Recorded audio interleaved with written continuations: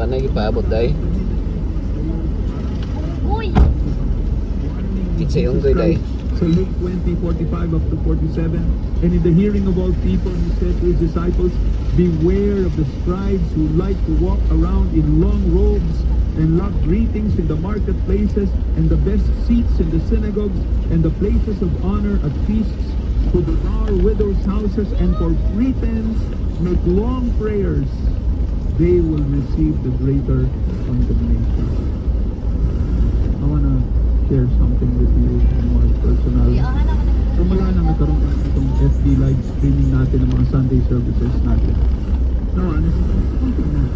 Ano na bang mga taong nanonood nitong live stream natin? And hindi ko i-deny na natutuwa ako. Uy, libo na dati. Congregation, ganito lang, 100, kung wala pang mga 350 lang, mga regular attendees and members. Ngayon, umabot na ng 2,000 minsan just after a few hours ang nanonood. Pero alam mo, I have to be very careful. Pagka dahil dito,